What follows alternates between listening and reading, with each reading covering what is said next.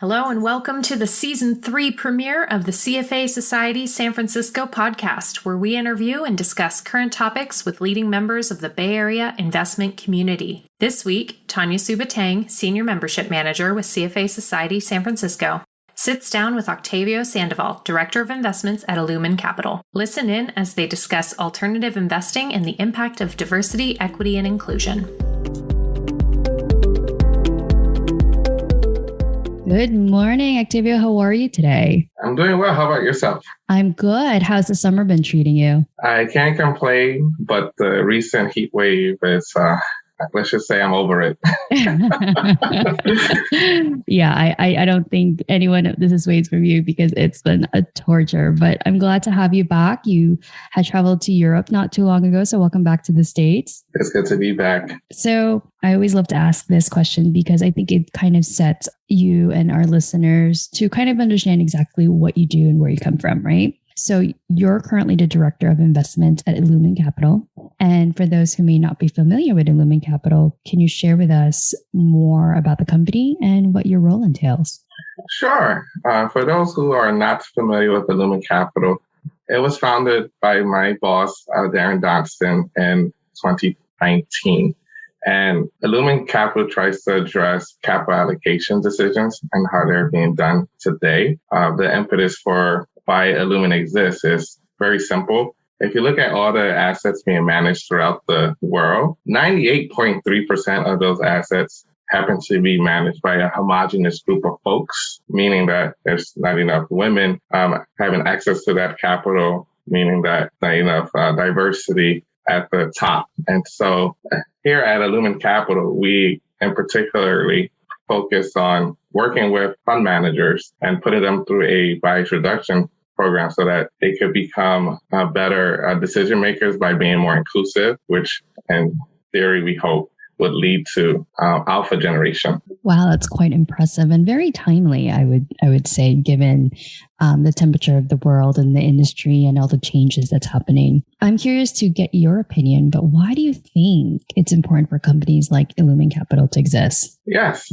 Again, the folks who are getting access to capital aren't necessarily representative of the world that we live in. And so the decisions are being made aren't optimal. And if we want a better tomorrow, we have to put money into the hands of the folks, those who, look like the economy. And as of right now, that hasn't been the case. Do you feel, and obviously we're doing this in audio, so people can't see you, but I can see you, and you come from a very diverse background. And I think it's really important, and I want our listeners to understand how very synchronized you are with the company that you're working for, because you also come from a very humble background. And so this is a two-pronged question. First is, can you share with us a little bit of your journey and your background so our listeners can understand? But the second question I have for that is, did that play an influence with you for working for a company like Illumen Capital, having worked with very traditional firms very early on in your career?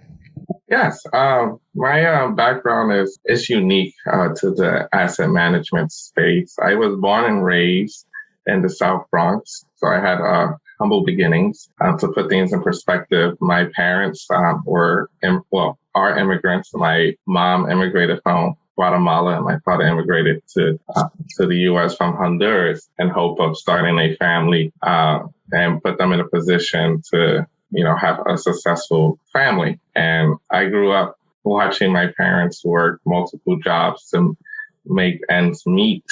And that's where I really learned my work ethic. I remember my mom every morning would wake up 4:30 and then come back to the house 9 p.m. and do it all over again. And she didn't have any days off. And so she's been very instrumental to how I am as a person. So I was able to, develop a work ethic at a young age. Was fortunate to get out of the unfortunate situation of living in the projects and go to a prep school in Connecticut. To give you some context, JFK attended my prep school, which is Choate Rosemary Hall. Wow. Was able to do good work there, was looked at by Cornell University, was able to graduate from Cornell in 2010. And then, as you mentioned, I have had several careers throughout Wall Street at established firms. I started at JP Morgan 2010 and then transitioned to Wells Fargo Private Wealth. And then I decided that I wanted to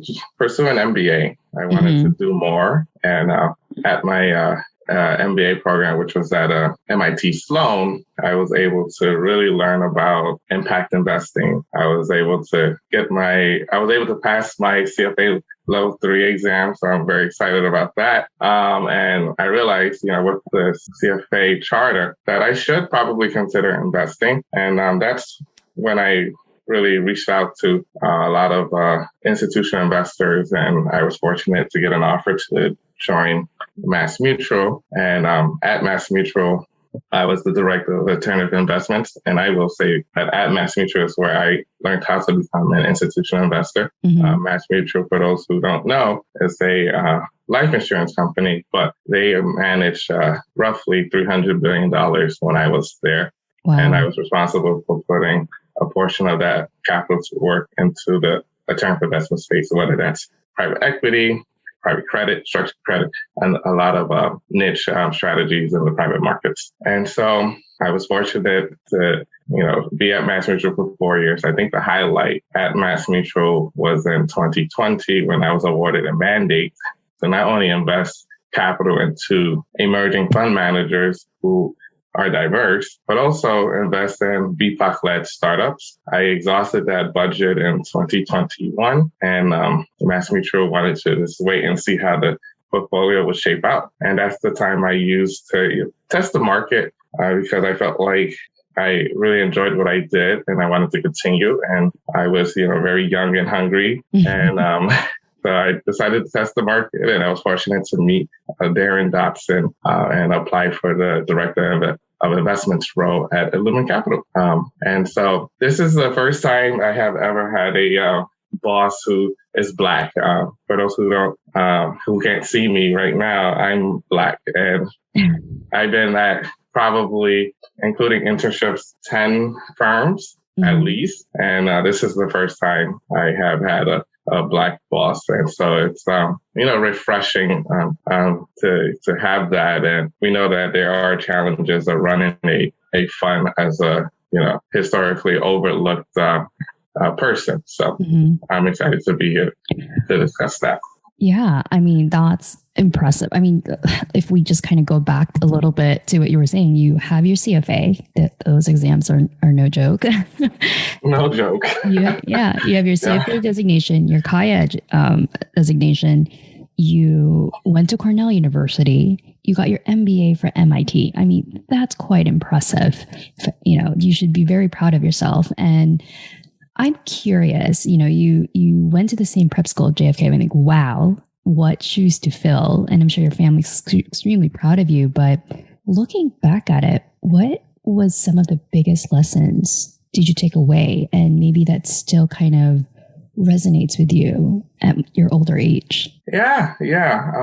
It's funny. Last week, Darren asked me, what are the qualities you look for in a best friend? And the qualities luckily are consistent when I was in high school and until now. And that number one quality is if you can continue to, help me grow and you challenge me to be better, I think that's the number one quality that I look for. And so when I was at Choate, I was surrounded around, yes, you could say elitists who had strong networks. However, the common denominator between me and those folks with privileges or advantages were that we have a burning desire to grow and learn. And that's the common thread you'll see. That's one of the reasons why I decided to, give up a good paying job to pursue a MBA at MIT. That's one of the reasons why I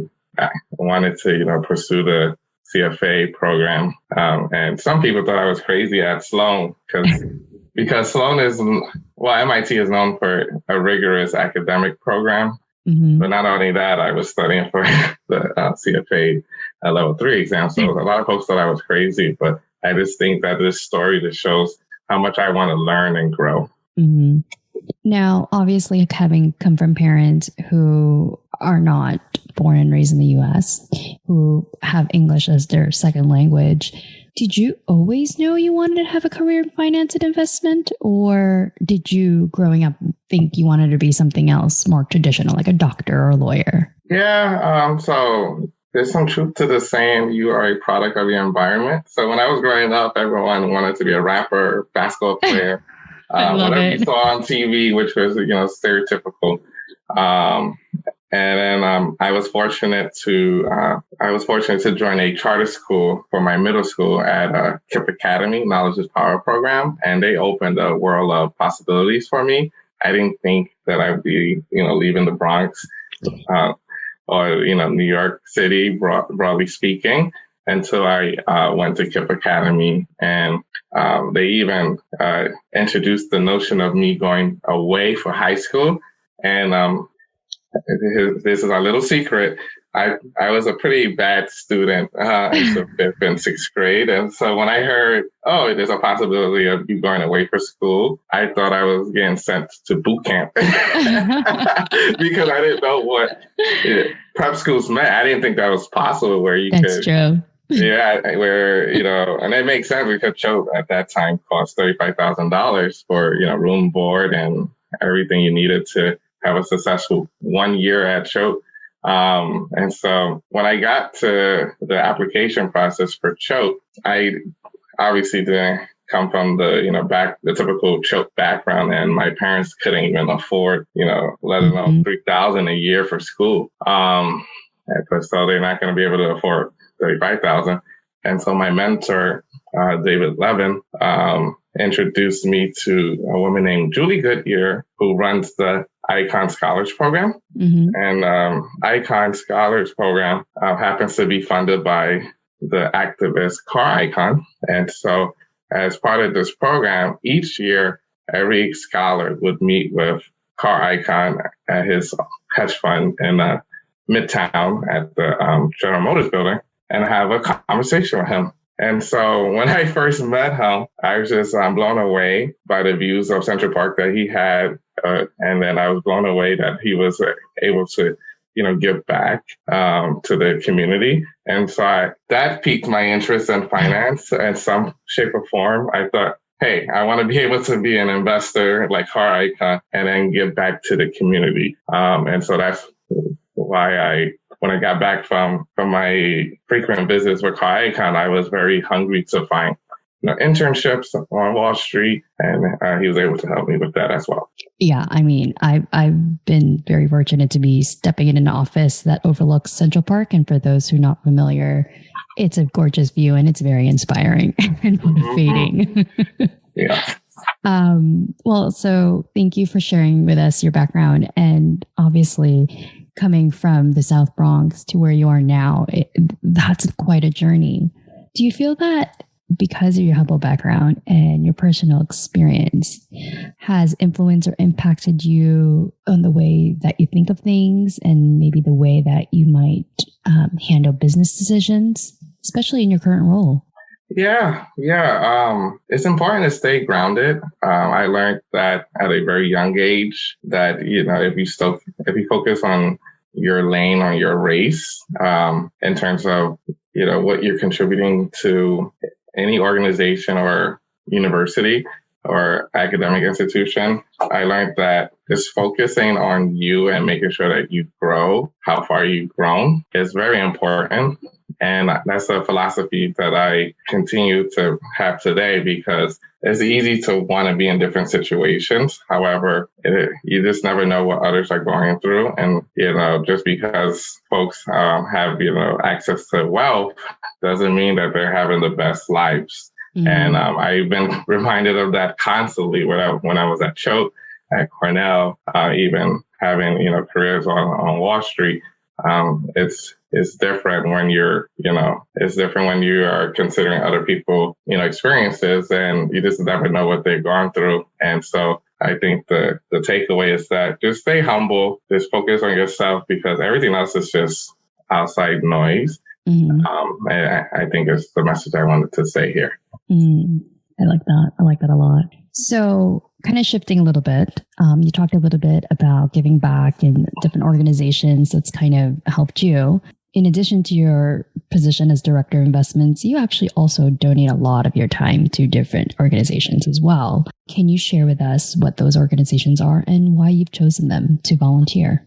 Yeah, so the top of mind, one of the reasons why I decided to leave my trip to Europe to come back to the U.S. earlier than I wanted, I donate a lot of my time to KIPP Academy. I spoke about them a little bit, but let's give them some airtime. So KIPP Academy, as I mentioned, stood for Knowledge is Power program. Mm-hmm. And if you have read the book by Malcolm Gladwell, it's called Outliers. There's a whole chapter dedicated towards the KIPP model. And my founder, David Levin, he had a vision and he wanted to, show the world that the education system could be changed by just giving simple access to resources to underserved or disadvantaged communities. And I think this was like a social experiment that really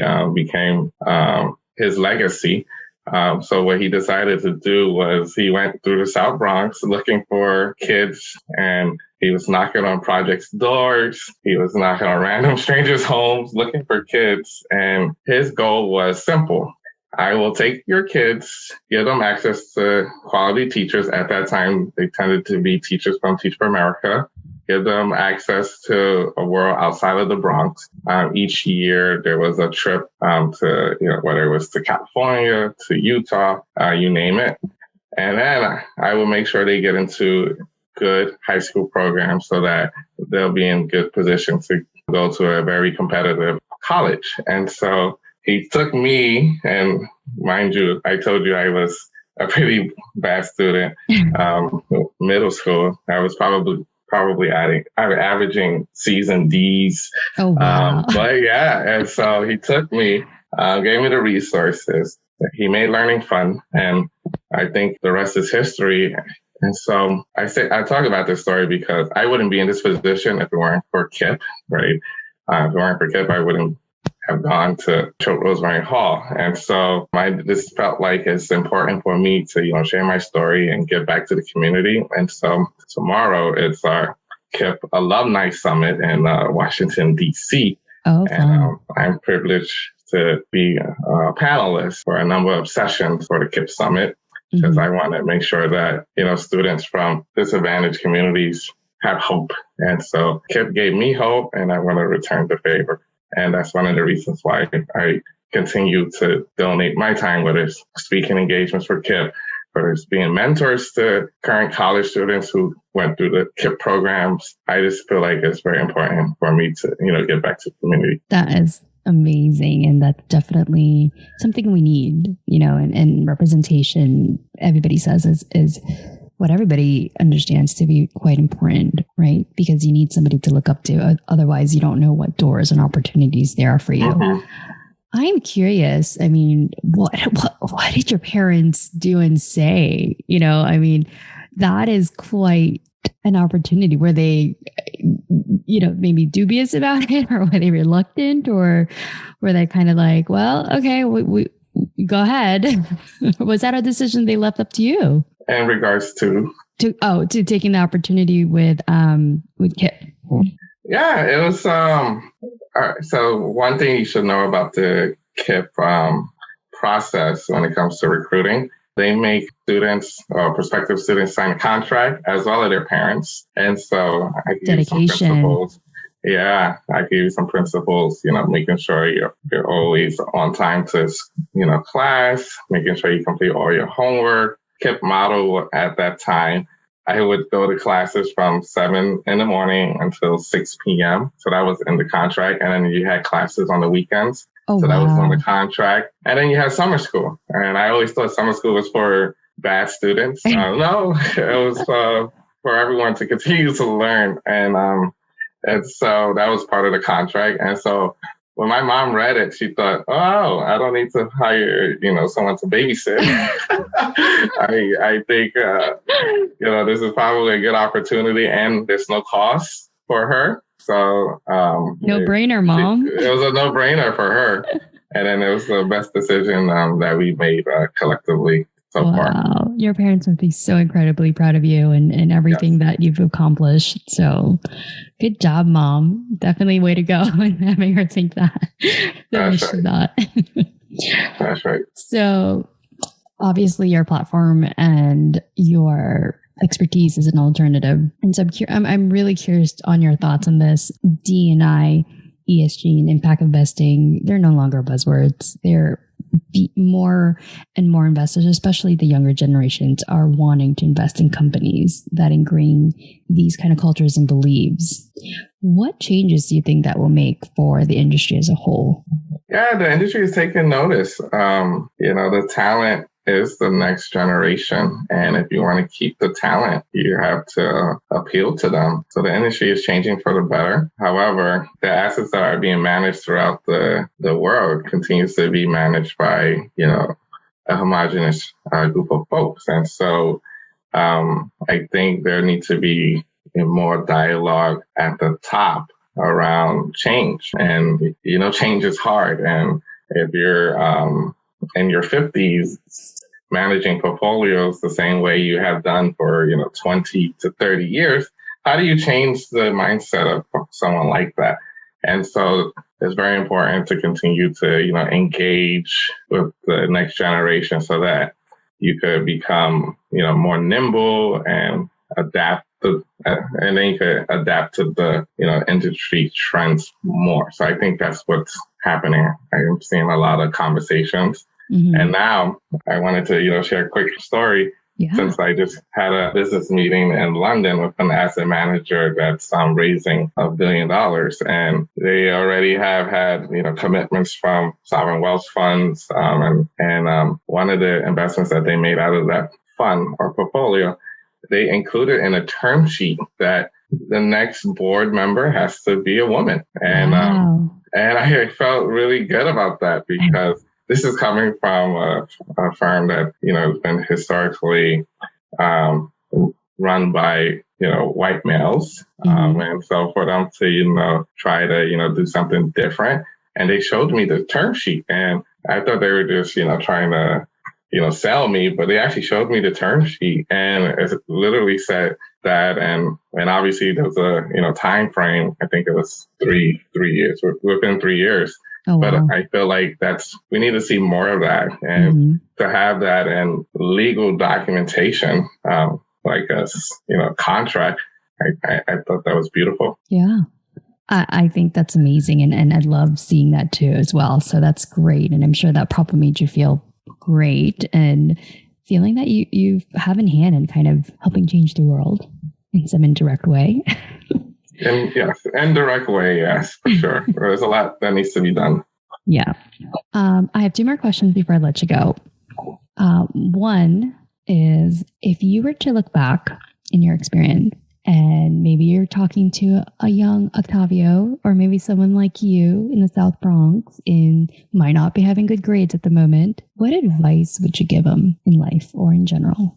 Yeah. There's that adage, improve your network to improve your net worth. And I wouldn't be here without the network of, mentors, whether they happen to be Carl Icahn or whether they happen to be David Levin or whether they happen to be, my big brother or my big uncle. You got to surround yourself with folks who wants to challenge you and they motivate you to be better. And by having that style of life, you're going to, grow a lot and opportunities will start to come to you. And so that would be my word of advice is, expand your network, but make sure you are intentional about who's in that network and make sure that they honestly or genuinely care for your growth and development. I love that. Well, that's a perfect segue to my other question. And I always ask this to all my guests is, who inspires you and why?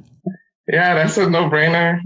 My mom, she immigrated from Guatemala, but I should give some context to where she's from. She's from a very small island called Livingston. And it's a very, very, very poor island. I go to this island every year to remind myself of the journey and to stay humble, as you mentioned earlier. Because this island, I was just there for Christmas. I spent Christmas with my mom on that island. And, you still have to, wash clothes by hand. And then, I kid you not, there's no hot water. Oh, wow. And then when you take a shower, there's really no shower. You use a bucket of water. So you have a big bucket and then you have a scooper. And then when you do laundry, it's outside, and it's just different world. And the lights will go off on you in the middle of the day while you're having a family dinner during the evening. And it's just an incredible place. But this reminds me of how far we came, and it keeps me grounded. And my mom, to this day, still wants to, go back to that island. And I said, Mom, you saved a lot of money. You could probably, have better, living conditions, but she's still rooted to that island. And I think that helps me stay rooted to, where I came from, and keeps me humble. Wow, that's a great story. I mean, that's amazing. That's like purposely living on Survivor. That's how it felt. But that must be also amazing. I mean, is there internet there? Can you get Wi-Fi access? The internet is bad. I remember it was so hot that we had the ceiling fan, but when it's so hot and humid, the ceiling fan feels like it's blowing hot air. Yeah, it's not helping. So I know I was complaining about the heat wave, but it's just I should be prepared because of what I have to go through by visiting that island. But you know what? I think it sounds like a great place too, because you can kind of decompress. Like, you can't get good cell service, I'm sure, or Wi-Fi. Exactly right. And you kind of like stripping yourself down. So what a perfect spot. Maybe that's why your mom. Yeah, and you get to be in tune with nature. So that island is known for Rio Dulce, which has over, I kid you not, 1,000 species of orchids. And so I'm like swimming in this river. It's pure, no one in there, and you're just one with nature. So. Oh my goodness. So I think your mom probably did that for you guys. Is she still being your mom? That's right. That's right. Well, Octavio, thank you so much for your time. I absolutely enjoyed my time talking with you, and I hope you had a great time too. Likewise. All right. Well, we'll definitely see you around, and I look forward to seeing what comes up with you next. Thank you for having me. Thank you for listening to the Season 3 premiere of the CFA Society San Francisco podcast. We hope you enjoyed the engaging discussion. Please stay tuned for more episodes of this podcast featured every fourth Tuesday in our weekly newsletters and through the CFA Society San Francisco podcast channel, available through most major podcast apps.